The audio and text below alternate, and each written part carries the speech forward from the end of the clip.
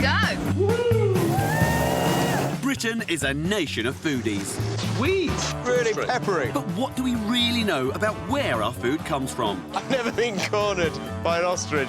This is like Oxford Circus, but for cows. And how it's processed before it reaches our plates. This is incredible. The place is run by robots. We're going to the ends of the earth to find out what's really in our food. Whoa! I've got to change my transport. We're meeting the people who make it. Don't know where to look. And we're asking the questions to learn the truth. Let's do it. Tonight, insect products on the supermarket shelves. Look at that. Insect burgers. That's amazing. I go to Germany in search of the ultimate milky bedtime drink. From special cows, magic cows. And I'm in the south of France to sniff out the truth about truffle oil. I feel slightly cheated. First up, insects. Now, I've always loved insects. I loved them as a kid, chasing butterflies, but also I studied them at university as part of my PhD. And I've always known that there's cultures that eat insects. And in the UK, there's like faddy things, like, you know, you get lollies with ants in. But at the moment, there seems to be more and more products like this, cricket flour. They're turning up in our specialist delis. People are really taking it seriously.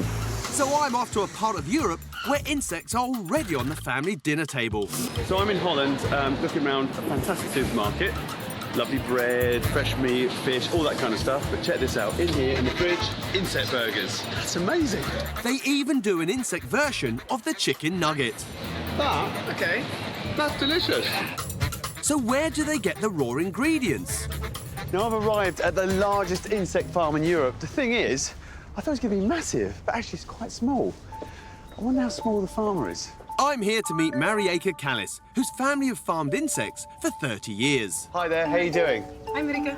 I've come to see your insects. Yeah, that's correctly. Brilliant. Further. Thank you very much. Marieke's farm produces insects for pet food and human consumption. Wow, look at this place. Yes, well, here are we rearing a part of our insects. All the bugs in this room are for the pet trade. So tell me about these guys. This is a box of beetles of the buffalo worms. Buffalo worms. Yes. Look at that. There's millions of them.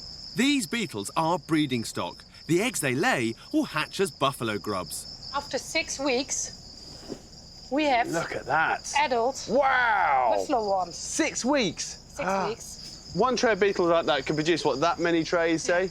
There's just literally tray after tray after tray after tray. Yeah. You can cram in a lot more insects in one room than I could pigs in one field. Yeah, that's correct. Because I can't stack my pigs one on top of the other. Well, you can try it. Give They've got to be good balances. Yeah. Look at that. It feels quite nice. Yeah. Buffalo worms are a big seller because they are so versatile. They can be made into flour, chocolate, and are already a favourite at a Dutch barbecue. These are the little critters that I've eaten in the burger on sale in the supermarket. Yeah. It's not just me who can see the benefits of insects. In 2014, Marieke's insect orders for human food products doubled. Here is the shifting machine. So this is where the sifting happens. Yes. A bit noisier in here, isn't it? This is where the insects are processed. Look at these guys. It's nil by mouth for the last 24 hours to empty their guts. Wow. They are blanched and then freeze-dried or frozen. At the moment, we have to do a lot of work to mechanize and to lower the price down. And if we can lower the price down and learn the people that it is good to eat them, then we have big business. Mechanics of the farming needs to develop. Salmon farming isn't that old, and that's had to learn a lot and how to become industrialised. So if insect farming can do the same, then it could be available everywhere. Yes. Later, it's insect versus cow. Who's the more efficient meat-making machine? We can push that into anything like a beef burger or a grass whopper. Next up, milk at bedtime. Now, I've always been told that a cup of warm milk at bedtime helps you sleep. And I love a cup of warm milk. But does it really work? Is there any truth in the old wives' tale? Well, there's only one thing for it. Next morning, after not the best night's kip, I immerse myself in the world of milk and sleep. Turns out I may have been drinking the wrong stuff. So I'm off to track down something called night milk. We're on our way to Germany. I don't think the crew necessarily need any night milk. I'm told this stuff is sold in chemists all over Germany. Do you know what? I'm looking for some Nachtmilch.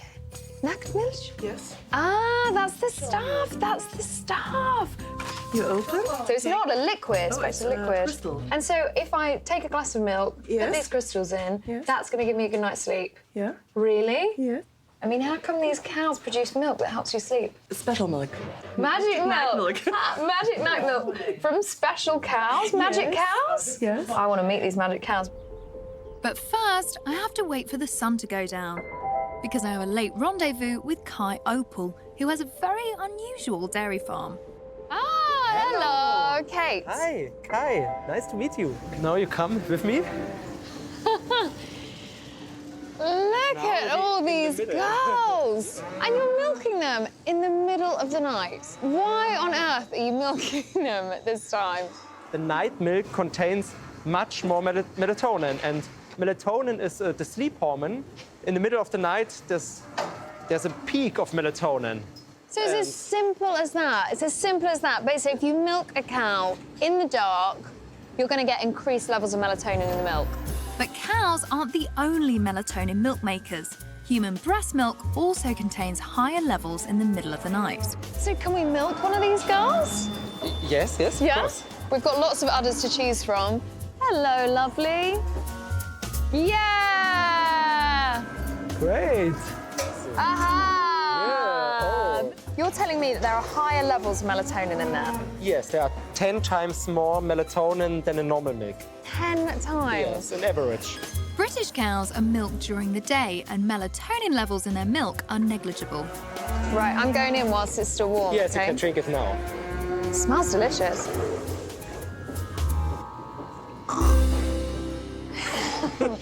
So what evidence do you have that this night milk is going to help me sleep? We have 2 studies and one double-blind study, and this shows after 7 days or nights you take night milk powder, the most people could sleep better and they feel better. This was the result we saw. I mean, are you feeding these cows anything special? Are you adding, I don't know, extra melatonin into their food? I want to see these cows eating. Yes, of course. Yeah? So I will show you.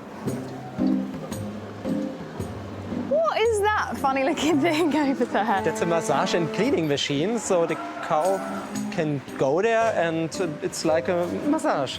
We need cows that are relaxed. Relaxed is a nice word. Because stress is the opposite of melatonin. This is the Now we food. start the food. There we go. Right. So in this food, do you feed the cows, I don't know, something special to help them produce the melatonin, maybe a hormone or something? It is normal food, but there's maize and grass and corn, but there's also alfalfa, and this plant contains tryptophan.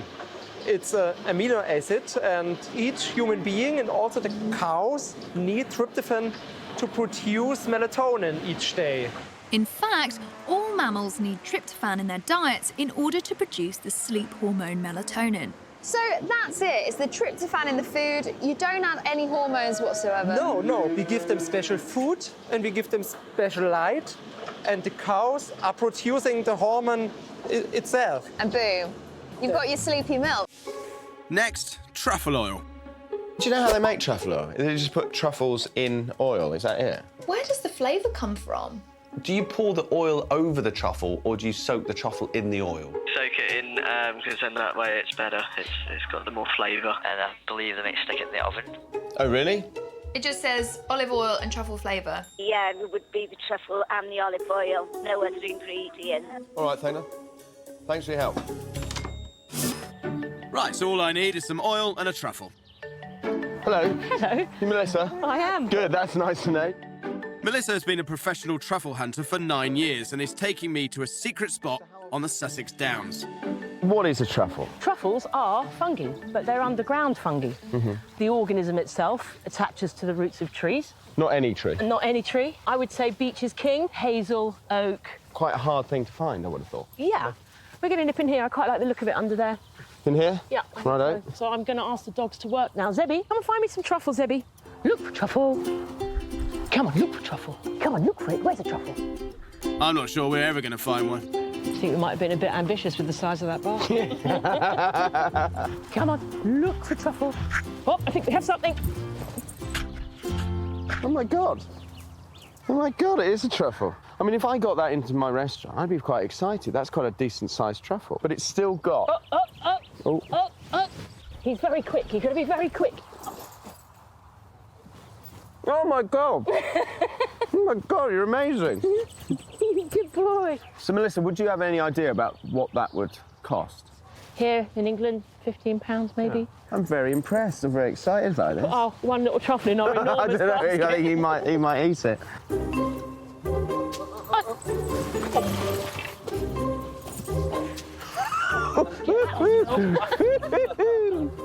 You have got to be quick. So I've got the truffle, and now that took Melissa and I about 3 hours to find that one little truffle. So these things clearly aren't in abundance. So I'm wondering, if they're that hard to find, how can you fill supermarket shelves all over the world with bottles of truffle oil? Earlier, I went truffle hunting. We have something. Oh, my God, it is a truffle. And made my own truffle oil. Now my oil and I are winging our way to the south of France. So here I am, I've arrived in Nice, south of France. I brought my own truffle oil here, and I'm off to meet a guy who makes his own. Going to see how it compares, hopefully, favourably. 8 out of 10 truffles in France come from Provence, so it's a good place for a truffle oil business. Hello, Jerome. Hi, Matt. Matt, nice to meet you. You make truffle Jerome's oil, right? truffle oil can cost over £40 a litre. So what's he going to make of mine? I found a truffle in Britain, and I've chopped it up and I put it in this really good olive oil, and it's been there for about sort of 4 or 5 weeks now. It's not a good idea. Why is that not a good idea? It can be dangerous. There is a risk of botulism. Did I hear that? Botulism? Botulism? Yeah, because if the truffle is not perfectly clean, it can be contaminated, and in oil, the toxin will develop. Botulism affects the nervous system and can be fatal. The longer the truffles are left to infuse in the oil, the higher the risk. I mean, it looks like a laboratory. Wow. Fortunately, truffle oil makers like Jerome have perfected a safe method. Unfortunately for us, they guard it closely. We're chopping the truffles, then we will grind them in this machine. Okay. And then we'll put it in a kind of a large tea bag for infusion. So this is the process that you don't want us to film? Exactly. Okay, to the point where you've actually blacked out the names of the machines. So describe roughly, in very loose terms, what's going to go on. I mean, it looks a bit like a washing machine. It's the infusion process. It's a physical process that happens between oil and truffle. So how long will the truffle mix with the oil then? About 40 to 50 minutes. Really? Yeah. That's not long? No. We will catch the flavors from the truffle to the oil. So no risk of botulism in 40 minutes? No. No. But there's more to it than a giant tea bag and a strange washing machine. There's another mystery ingredient. We add a natural aroma, natural molecule. What is that? I don't know. It's a secret from... Really? Yeah. Another secret? Yeah. Not made by us. That's why we don't know the recipe, because the recipe is secret. Jerome buys a supercharged truffle enhancer made of completely natural extracts. Wow. Nice, isn't it? So, I mean, this smells like very, very strong truffle. Yeah. So Jerome uses 10 grams of truffles for every litre of truffle oil, plus a hit of his all-natural truffle booster. I've been promised a taste, but first must negotiate le guillotine. Et le forklift. God, there's danger everywhere. Yeah. How does this top-notch oil taste? That's delicious. You can taste olive oil, you can taste truffle. Because it's natural. It's made with real truffle, so the aromas are fixed to the oil. Right. Whereas a majority of truffle oils that you can find are made with artificial, synthetic aromas. So when you say synthetic, they're completely made up. There's no natural truffle? No, not at all. They've never seen a truffle of their life. It could be an artificial chemical? Yeah. If you look carefully at the labels, these synthetic flavoured oils will be called truffle-flavoured oil, rather than just truffle oil. What about the really expensive ones where they've got bits of truffle floating through them? Pieces of truffle in oil are dried. They do not bring anything to the oil, it's just decoration. Is that right? Yeah. I feel a little bit cheated, to be honest. I always assumed that was what was giving the flavour, but it's not. No. So if you want the real deal, make sure you buy truffle oil. Cheers. I'll make the most of this now. Back to milk. I've been investigating whether milk at night can help me sleep. Look at all these girls! A German dairy believe milking their cows at night might produce the right sleep-inducing hormones. Each human being and also the cows need tryptophan to produce melatonin. If tryptophan is the key, can we get it from our bog-standard British milk? Now, the internet is completely littered with health claims about this stuff, tryptophan, but it is very confusing when it comes down to the amounts. I mean, one website says here that I need 1 gram of tryptophan a day to help me sleep. Another website says 2 grams. Reportedly, you get 40 milligrams on average in a glass of milk. So if I wanted to get all the tryptophan that I needed to help me sleep, I wouldn't just have to drink one of these, but 50 glasses of milk, which is an insane amount of milk. The researchers are on it. Turns out, no matter how much ordinary milk I drink, I'd never get enough tryptophan from milk alone to make me sleepy. The FUHQ team have discovered that the amino acid tryptophan needs a little bit of help getting to the brain. To demonstrate this, they've come up with a truly brilliant and a little bit bonkers idea, which involves this and this. It's going to take place here with this lovely lot. And biologist Dr. Johnston is here to make sure we've got it right. Oh, John! Hello. How are you doing? Hello. Oh, I've got my hands full. Okay. Me and the Food Unwrapped team have come up with a bit of an analogy when it comes to what happens to tryptophan when it's trying to get into the brain. Hi, chaps!